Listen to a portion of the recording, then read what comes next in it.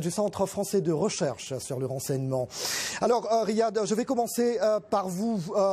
On parle de ce tueur, Omar Mateen. Alors, il aurait prêté allégeance au groupe État islamique avant son passage à l'acte et d'après des témoignages, voulait que l'Amérique arrête de bombarder son pays d'origine, l'Afghanistan. Il aurait également fait référence au frère Tsarnaev, auteur des attentats de Boston. Son épouse et elle sous la loupe des enquêteurs. Alors, ce qui m'amène à vous poser cette question. Il semblerait évidemment qu'il avait des motivations politiques. Qu'en pensez-vous ? Problème, face à la grande question, le terroriste est-il un psychopathe ou un rationnel qui a un projet politique ? Ce terroriste, est-ce qu'il est psychopathe, donc c'est l'objet de la psychanalyse, ou il a un projet rationnel, donc c'est l'objet des sciences politiques. En fait, il y a un enchevêtrement, elle est à la fois psychopathe, mais peut-être dans une vague d'un certain rationalisme ou d'une certaine planification d'avoir un État islamique. Mais si je souligne ça dans tous les médias, il faut oublier que Daesh existe en tant que structure mondiale. En tant que structure, je suis sûr que ce terroriste ne fait pas partie de Daesh. Ça n'existe pas, c'est une illusion. Mais la doctrine, l'idéologie, oui, elle est internationale.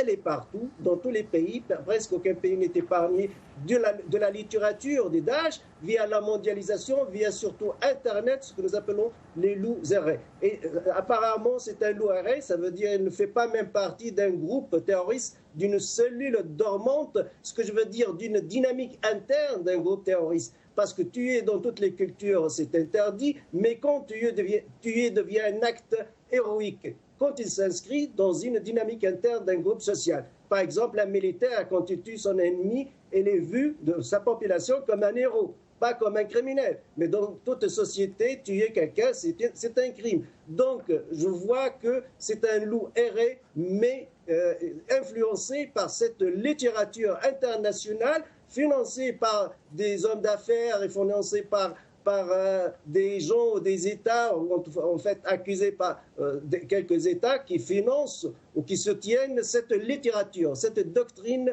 de terrorisme et d'extrémisme. Donc, elle a passé à l'acte par la marginalisation d'Internet. Oui.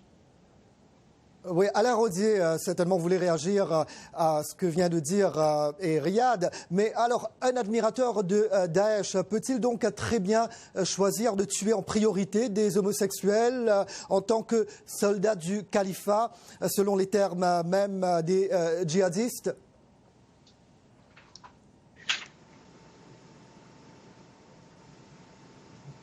Alain Rodier, vous m'entendez ? J'ai l'impression qu'on a un petit problème avec le son. Alors, on va... Oui.